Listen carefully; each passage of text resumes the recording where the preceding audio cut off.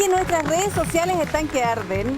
Han llegado muchos mensajes a través de WhatsApp, muchas preguntas, así es que atención Maca, atención Bárbara, porque vamos a empezar a leer los mensajes a partir de ahora. Consulta, ¿el acoso laboral puede ser entre pares o se califica siempre de un superior jerárquico? Súper buena pregunta, ¿Sí? súper buena pregunta, porque hay dos tipos. Está el acoso laboral vertical, que es del empleador hacia el trabajador, o también el acoso laboral horizontal, es decir, entre pares, entre trabajadores. Así que existen de los ambos y ambos pueden ser denunciados.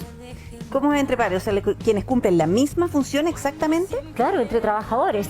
Por ejemplo, no sé, yo trabajo contigo, ¿no es cierto? Yo siempre te estoy molestando, te estoy hostigando, te estoy acosando, te estoy diciendo cosas feas, estoy en el fondo denostando tu trabajo, y entonces se puede denunciar siempre. De hecho, cuando es un acoso en el fondo que es horizontal, es decir, entre trabajadores, lo usual es que uno vaya a denunciar al empleador para que el empleador busque una solución.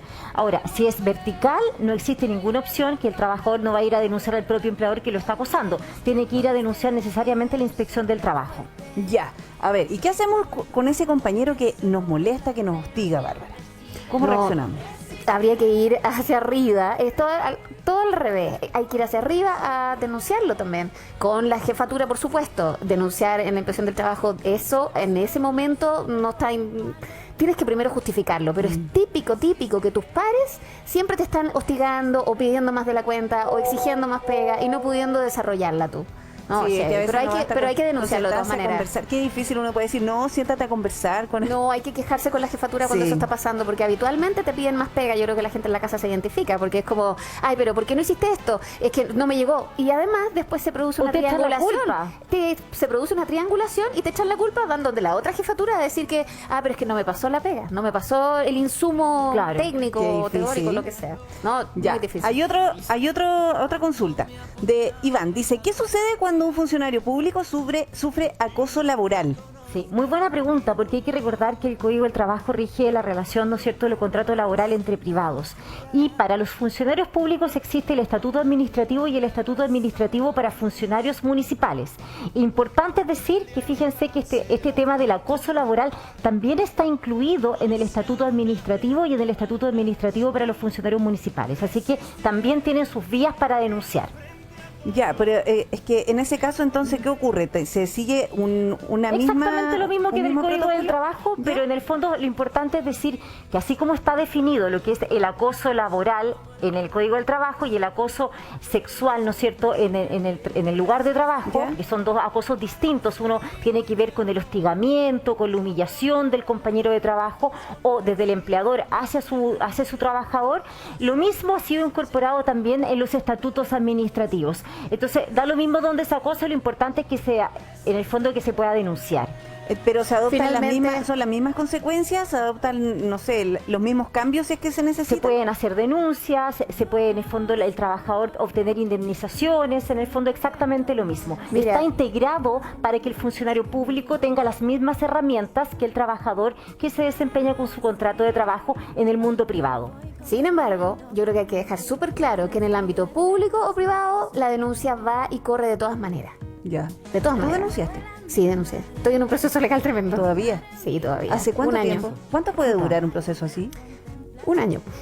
O sea, ya está a punto... Ahora, en el tema laboral es mucho más rápido que en otras causales, digamos, pero el tema laboral, no, un año. Yo llevo un año. Tengo juicio el próximo mes. Bien. Tú nos tienes que contar el resultado de ese juicio. Nos tienes que contar el resultado de ese juicio. Sí, Maca, habitualmente duran un año, podría ser más corto y sobre todo también te quiero preguntar... Podría ser más corto. Sí, 6 meses se supone. Una vez que se tienen las conclusiones, no necesariamente se tiene que despedir a una de las personas. No se pueden reubicar, pero es que cuando nosotros hablamos ya de reubicar, cuando trabajan en el mismo espacio, que es difícil es reubicar, a veces no siempre está la posibilidad de reubicar. Ahí hace falta el trabajo psicológico y a veces, la mayoría de las veces psiquiátrico de las personas, porque si no, o sea, volver a la misma pega, con la misma gente que te acosó, que te agobió movió, que te ninguneó, te hostigó, es muy difícil. Se puede.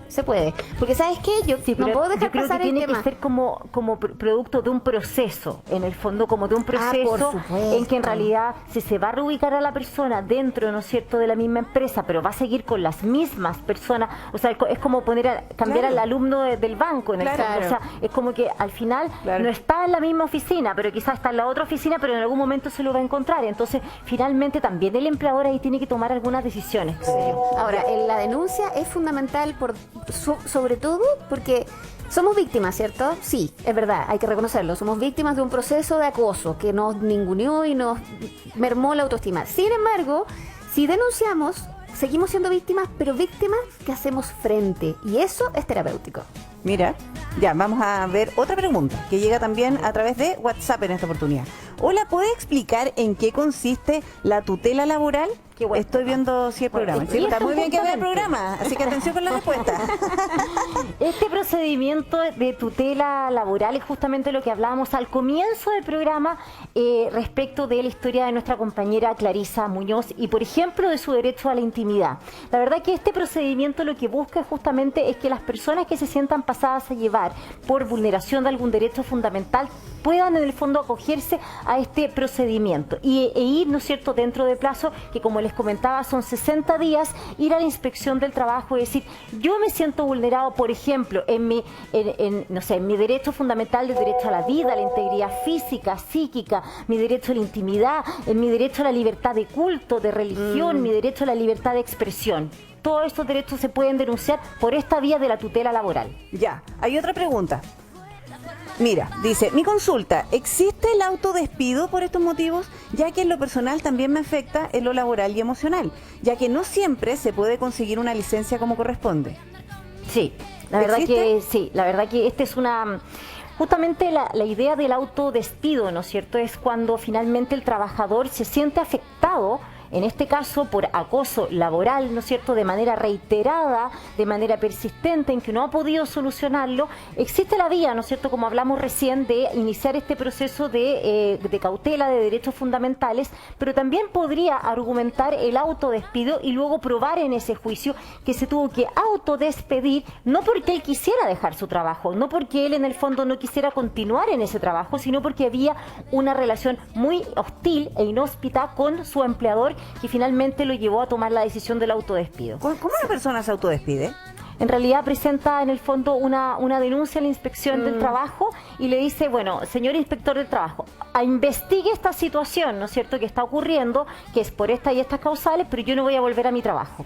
Pero no voy a volver a mi trabajo porque yo no es que no quiera... ¿Y qué pasa con la indemnización? No es que no quiera ir al trabajo, que no, cumplir mi mi empleador horario, no me lo permite pero- ni me está ofreciendo todas las garantías para seguir y desempeñar mi Exacto. trabajo. Ya, pero ¿qué pasa con el finiquito, con el pago de lo que ellos llevan trabajando? Es que el finiquito se va a ver en el juicio. Eso es lo interesante. Sí. El finiquito, No le sigue pagando por lo bien. tanto, Pero en le va a general tener que ganan. se va a seguir devengando las remuneraciones, en el fondo las cotizaciones sociales, entiéndase, Sí. ISAPRE, FONASA, ¿Hasta que termine AFP, la investigación? hasta que efectivamente, ¿no es cierto?, se termine el contrato. No porque yo me autodespida en el fondo, eso se paraliza, sino que finalmente, y eso también compete al empleador a investigar sobre esta situación y ver y presentarle un finiquito. Puede también inmediatamente el empleador decir, bueno, prefiero presentarle una propuesta de finiquito a esta persona y en el fondo ofrecerle algo ¿Y también. cualquier hacer el persona se proceso. puede autodespedir? En mi... ¿Cómo? ¿Cualquier persona se puede autodespedir? O sea, si tiene los argumentos Claro. y los fundamentos, claro, no es que cualquier persona pueda autodespedirse. O sea, en el fondo estamos hablando de casos muy excepcionales Por en que va a tener que ir a probar también,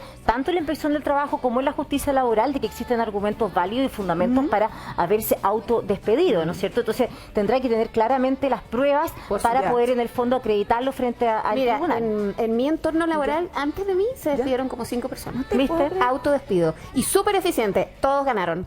Todos ganaron. Mira, ya, vamos a atender un llamado Habían telefónico. argumentos. Ya,